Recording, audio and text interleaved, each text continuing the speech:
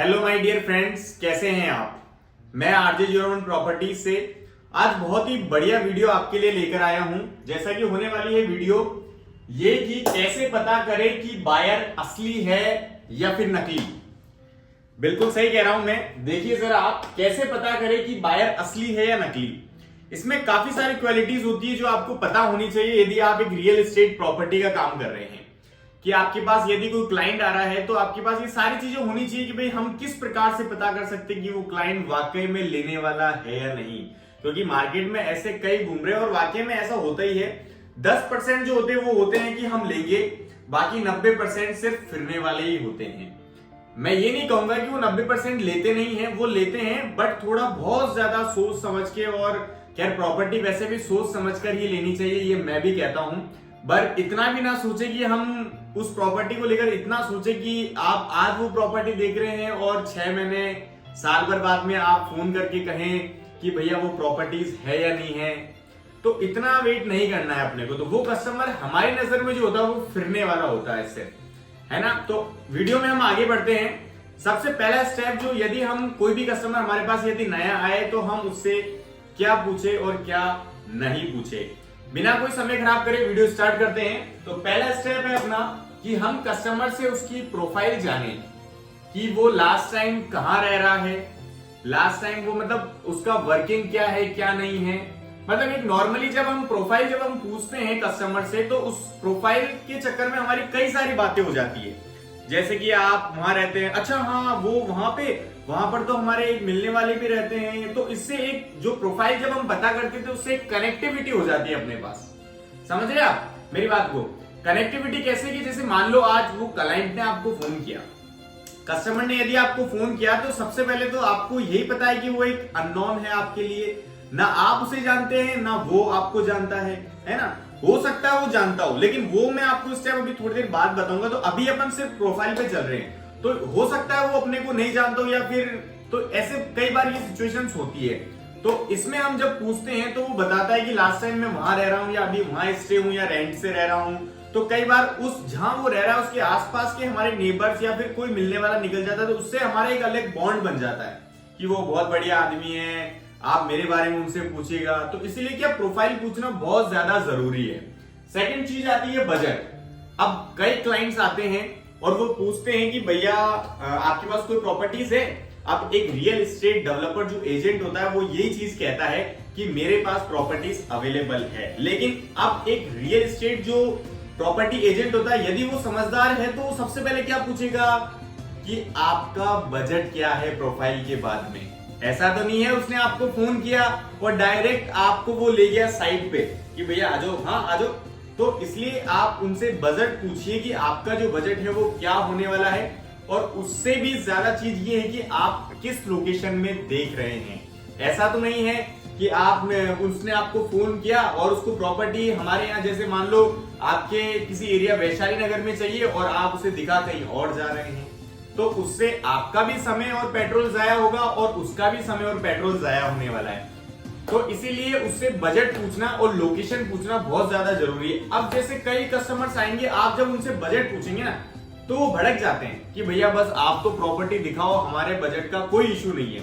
लेकिन मैं आपको एक पर्सनल एक्सपीरियंस बताता हूं। जो कस्टमर ये कहता है कि भाई बजट का कोई इशू नहीं है, एक्चुअल में वो कस्टमर सबसे ज्यादा फिरवाता है और प्रॉपर्टी बहुत कम लेता है।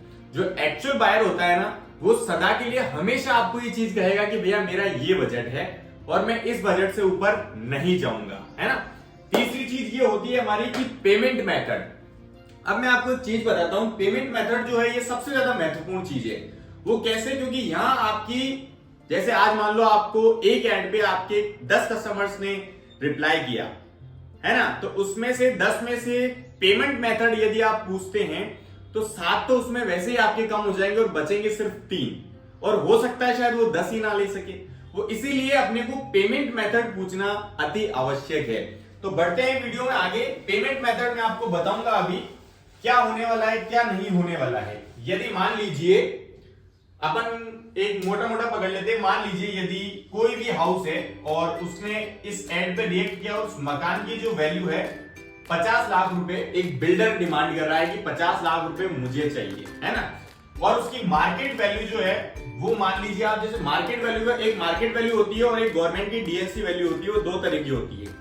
जैसे कि पहली चीज होती है मार्केट वैल्यू हो गई है 50 लाख रुपए, जो एक बिल्डर बोल रहा है कि भाई मुझे 50 लाख रुपए चाहिए, लेकिन एक्चुअल में वो गवर्नमेंट वैल्यू में तो 50 लाख का नहीं है, यानी कि कोई भी बैंक उसको 50 लाख रुपए का लोन तो देगी नहीं, है ना।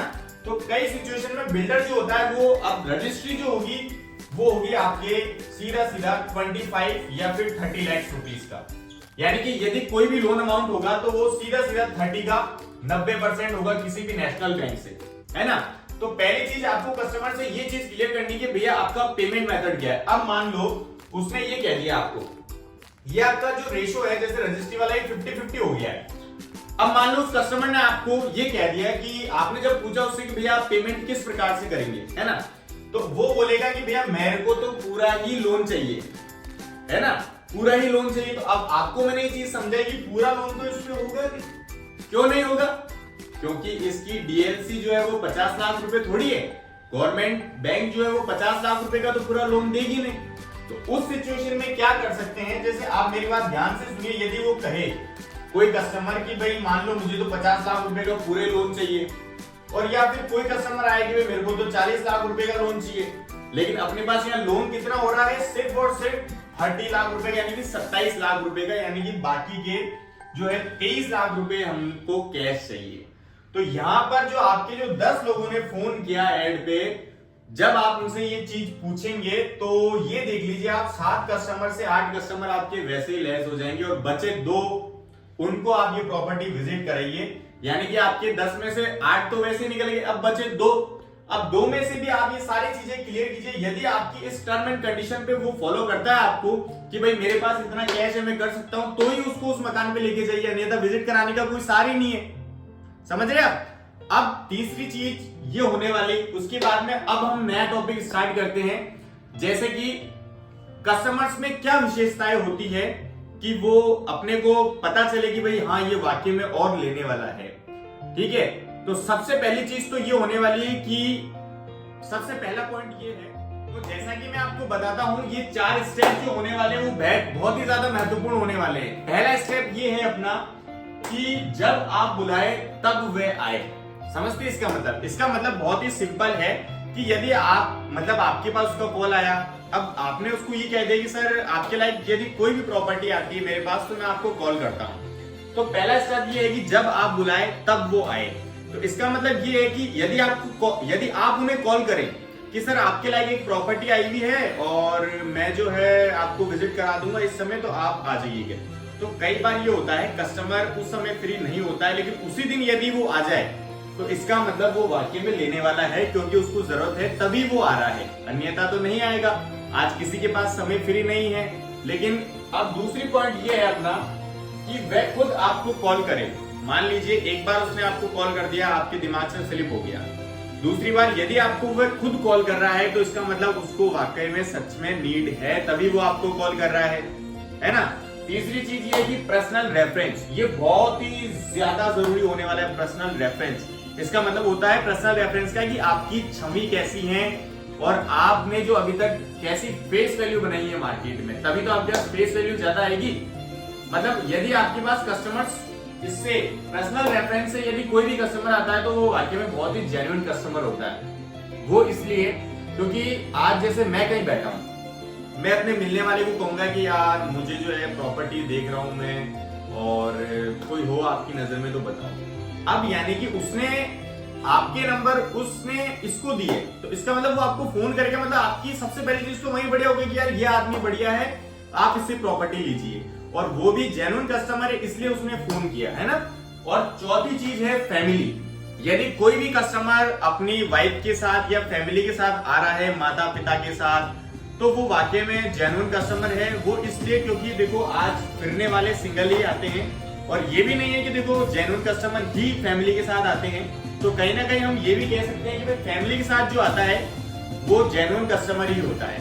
तो ये 4 स्टेप है, इनको भी फॉलो कीजिए आप, और जो मैंने पहले आपको बताए हैं वो भी फॉलो कीजिए, तो आपके पास जो है अच्छा रिजल्ट आने वाला है। तो चैनल हमारा जो है वो जरूर सब्सक्राइब कीजिएगा दोस्तों, और अगली बार बहुत ही बढ़िया और शानदार वीडियो लेकर आने वाला हूं आपके लिए। थोड़ा सा सस्पेंस रहेगा, लेकिन कल शाम को वो वीडियो भी अपलोड हो जाएगी। Thank you.